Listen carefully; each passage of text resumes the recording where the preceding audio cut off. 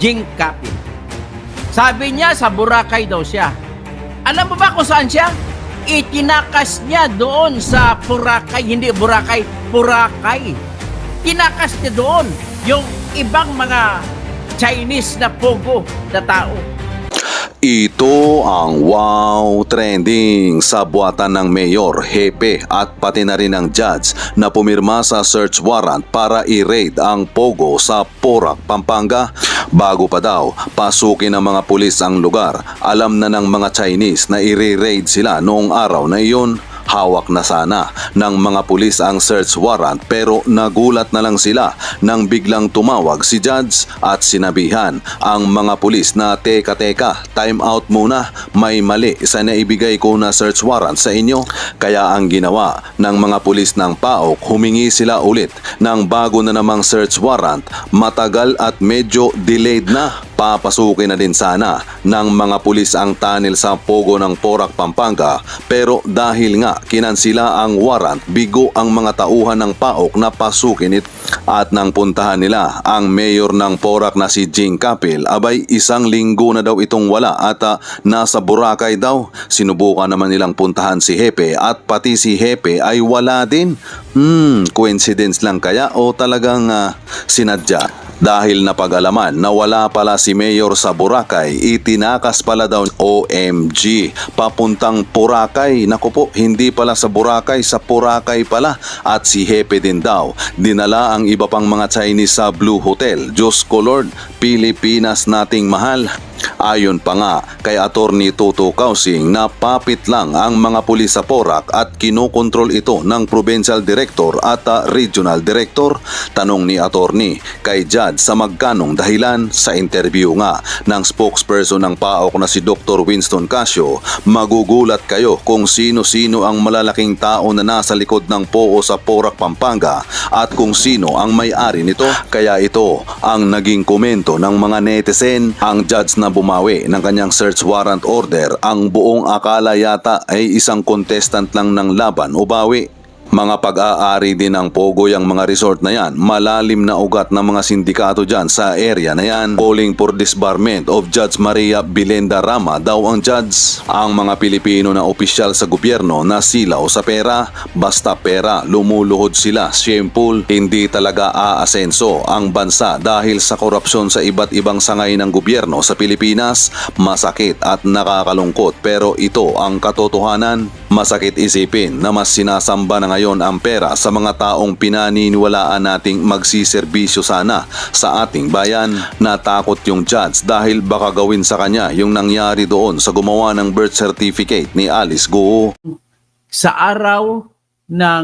oras mismo ng paglusob ng mga PAOK TF ng mga pulis, ano ang nangyari?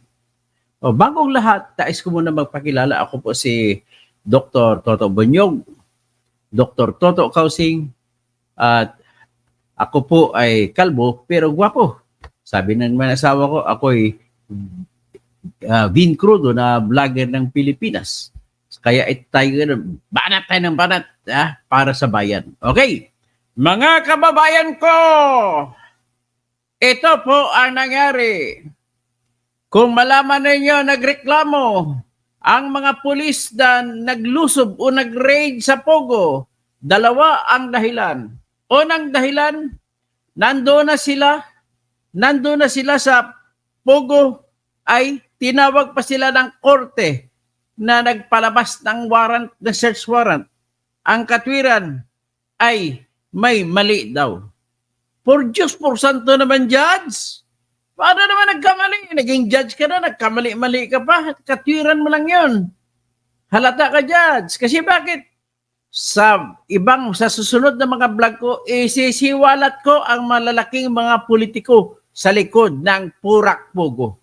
Mas malaki pa ng dihamak sa Bamban Pogo. Pero ngayon muna, pag-usapan muna natin ang Porac. Kung ano nangyari. Pangalawang problema ng mga PAOK TF na nagbitbit ng mga pulis sa Porac, Pampanga para lusubin ang 10 hektarya ng compound ng Pogo Hub kung tawagin, ay nakasibat. Nalaman ng mga mga pugo na mga tao na lulusob. Kaya nakasibat. Yan ang problema ng ano. Nakasibat na sila, wala na silang naabutan kasi unang-una, di sila makagalaw ang mga pulis dahil tumawag yung korte ng judge na pinabawi yung search warrant. Kung itutuloy naman ng pulis si search warrant na binawi, makukulong naman ng mga pulis. Kaya anong nangyari? Pero dito tayo muna tatanong, bakit ganon ang akto ng judge? Ang akto ng judge ay dahil malaki ang mga tao na sa likod ng Purak Pugo. Mas malaki ng dihamak kaysa Bamban Pugo. So ngayon, iyon naman ibig sabihin na talagang hindi ako maniwala sa judge na may pagkakamali yung kanyang search warrant na binigay, kaya niya binawi. Ano ba yan? Bawal po sa batas yung pagbabawi. Judge. Ang tawag dyan, kapag may ibinigay na trabaho ang isang batas sa isang opisyal ng bayan, kapag nagawa niya ng trabaho, pag natapos niya na nagawa, hindi niya pwedeng bawiin. That's why you are liable for grave misconduct and you must be removed from the judiciary as a judge. Pasensyahan tayo, judge. Ako mismo magsasampa ng kaso sa iyo. Para maliwanagan nyo ang ibig ko sabihin, kapag nagawa ng isang opisyal na gawain, ay hindi na pwedeng bawiin.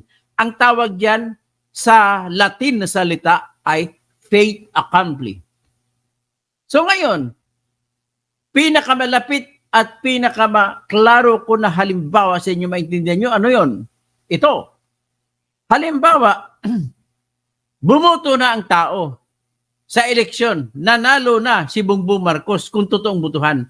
Hindi pwede babaguhin ang botohan kasi may pagkakamali. Hindi pwede. Ganun lang ho kasimple kung nailabas ng search warrant, hindi mo pwede babawiin. Natapos mo na nagawa ang trabaho mo, judge. You have no more discretion. You are already deprived of the power and jurisdiction over the search warrant after you signed thereto. Naintindihan mo yan, judge? Sobra ka naman, judge, O yan, isusumbong ko kita kay Pyra Lucas o taga-Sambuanga ka. Buenas noches, Miss Pyra Lucas. O ngayon, ganon po yon ang batas. Halimbawa, nag-aresto ang pulis sa isang tao, inaresto niya. Ibig mo ba sabihin kapag binitawan niya, nagkamali siya, ibig mo ba sabihin nawala na yon yung liability ng pulis sa pag-aresto? Nawawmali? Hindi! Kukulong ang pulis sa kamalian ng pag-aresto. Kaya ikukulong ka rin, judge, for issuing an order that is out of jurisdiction.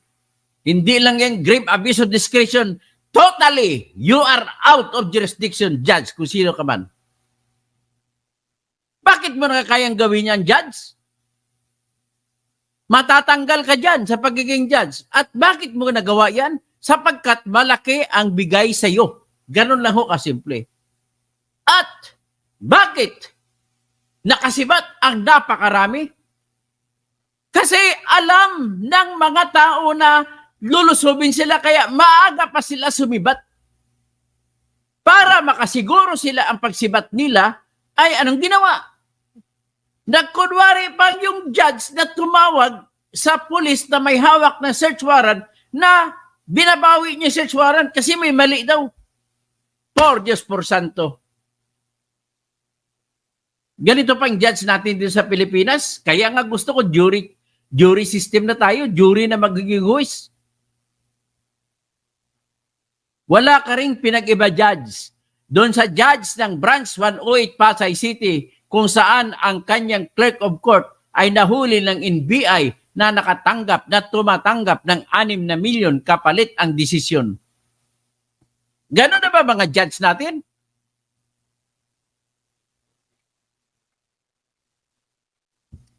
Ay, nako. So ito ngayon mga kababayan, alam nyo ba kung ang nangyari 187 na nakuha ng mga kwan dahil na late, kumuha pa sila ulit ng ibang search warrant sa ibang judge. Kaya naabutan nila, kukunti na lang. At yung mga tumakas, ang unang tanong, sino ang nagpatakas? Ito, sasabihin ko na sa inyo. Ang nagpatakas po ay walang iba, kundi si Mayor Jing Capil. Jing Capil, corrupt mayor of Porac, Pampanga. Baliktarin mo, irambol mong Porac, Pampanga, corrupt Pampanga. At sino pa? Yung hepe na babae ng Porac, Pampanga na si Lieutenant Colonel Palmera Domingo Guadaya. Ang ginawa ninyo, pinatakas ninyo. Anong ginawa? Nung in-interview kayo ng mga TV, anong sinagot? May tagasagot kayo. Mamaya na daw, huli na, tatawag na lang daw ang munisipyo at saka yung hepe ng pulis kung handa na sila sumagot. Ano ibig sabihin? Bakit paghandaan pa ang inyong isasagot sa media kung wala kayong kasalanan? Sige nga. Ay, nako. Alam nyo ba kung saan nila ang balita? Binalita sa TV na nung panahon daw, 6 na daw na araw, nawala si Mayor nung mag-raid sa Pogo doon sa Porac. At nandun daw siya sa Boracay. Ganon din si Hepe daw, na babae, meron daw siyang meeting nang nag-raid. Aba asa kayo? At bakit na taon nung panahon na yun, nawala kayo nung nag-raid?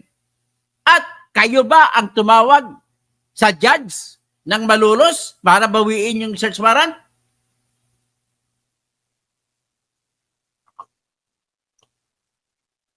Grabe kayo. Bago ipagpatuloy, nais ko lang ikukul ko muna sarili ko. Ito po yung korupsyon na panggigigil. Grabe ito. Hindi ko muna ibulgar, kinukonfirma ko pa yung ibang tao na nasa likod dito. Kaya sinasabi, ang narinig nyo lang sa balita, sinabi ni Winston John Casio na spokesman ng PAOK TF na magugulat kayo kung malaman ninyo sino ang may-ari ng Pogo Porac.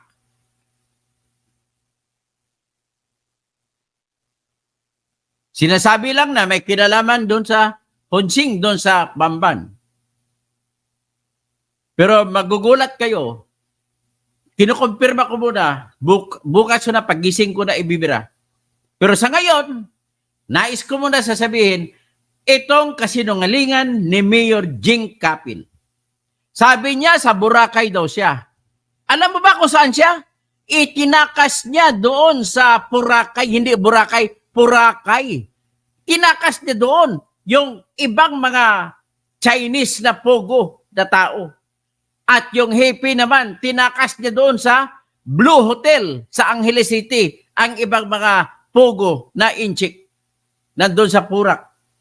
Kaya nagkatakas sila kasi binigyan sila ng pagkakataon ng isang judge na yan na binawi niya ang search warrant. Nagkunwari pa kayo na may meeting, may pinilakad. Sinabi mo pa sa taga-TV na nasa Boracay ka. Yun pala, nasa Boracay. O, papakita ko sa inyo yung Boracay para maniwala kayo sa akin.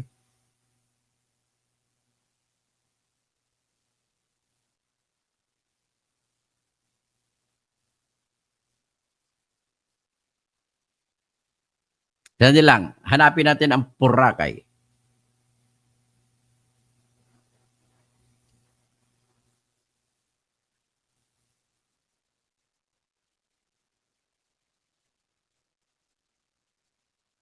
Oh, ito yung Boracay ah.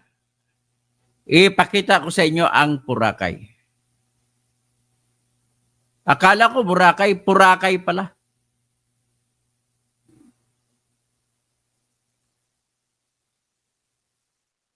Yan ang Boracay. Diyan nila tinakas ang halos kalahati ng mga Pogo, tao ng Pogo, nung kasagsagan ng paglusob sa Pogo Hub diyan sa Porac, Pampanga, 10 ektarya yan. Boracay Resort sa Porac, Pampanga. Yan po. Diyan mo. Ano ang sagot mo dito, Jing? Ha? Jing Kapil o Jing Kapal? Mukha. Mayor Jing Kapal, mukha. Oh, bakit mo ginawa yan? Anong sa likod yan? Bakit mo sinugal ang iyong karera bilang mayor o politiko? Kasi pag nalaman ng mga taga-Porac ito, hindi ka na ibubuto ng mga kapampangan dyan. Bakit? Anong kapalit? Siyempre, malaki. Alam ko nito, mayroon siyang monthly payula dito. Ang problema ko lang dito, kung sino sa korte o sa pulis na kumuha ng search warrant ang nagbigay ng tip kay Mayor Kapal. At saka kay Hepe, kay Lieutenant Colonel Palmera Domingo Guadaya. Babae ito na Hepe. Ay, nako. Kaya yung Pilipinas hindi aasinso eh. Tingnan mo yung ating mga opisyal sa bayan. May mga corrupt na tao dyan sa civil registrar at saka sa Philippine Statistics Authority para naman ang napakaraming Chinese ginawa niyong Pilipino. Ginawa niyo sa late registration technique.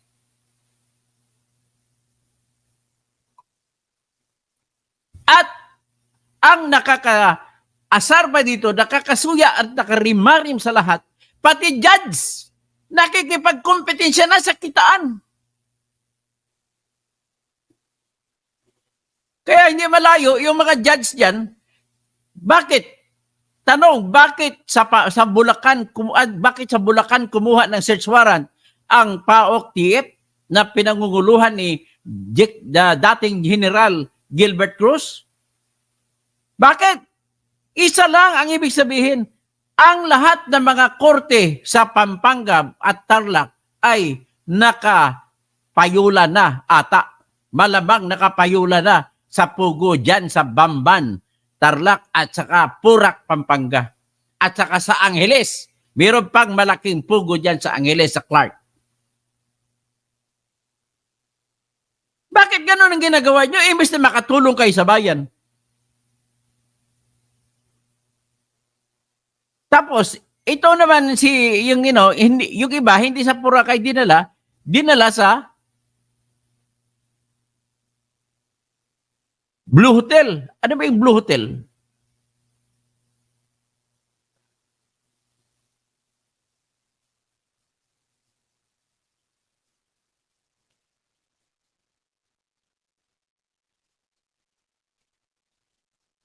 Ito yung Blue Hotel.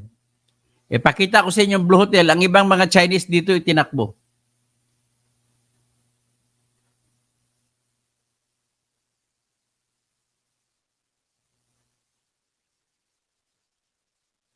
Yan, ang Blue Hotel sa Angeles City. Oh, bakit naman sa Angeles itinakbo? Medyo malayo yan sa Porac. Naimbang arabi mga kabsat ko.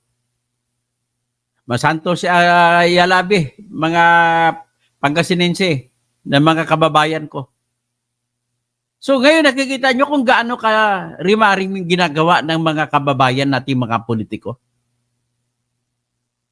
Okay. Tinanggal na po yung hepe ng Porac, Pampanga at pinalitan na siya. Pero hinihingi ko po kay PNP Chief Romel Marbil na tanggalin na rin ang Regional Police Director na si Jose Hidalgo dyan sa Central Luzon. Siya ang kumikita.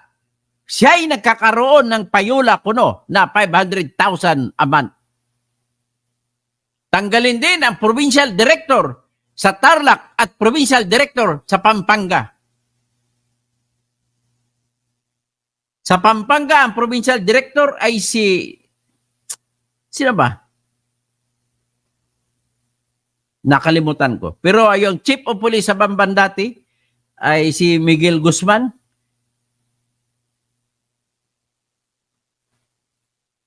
Pinalitan siya ni, ang pinalitan niya pala si Perfecto Di Mayo, Major Perfecto Di Mayo. Hay, alam nyo, i-confirm ko lang sa susunod na pagbirada natin kung sino-sino ang mga tao na malaking malaki sa likod ng Pugo Tarlac. So hanggang dyan lang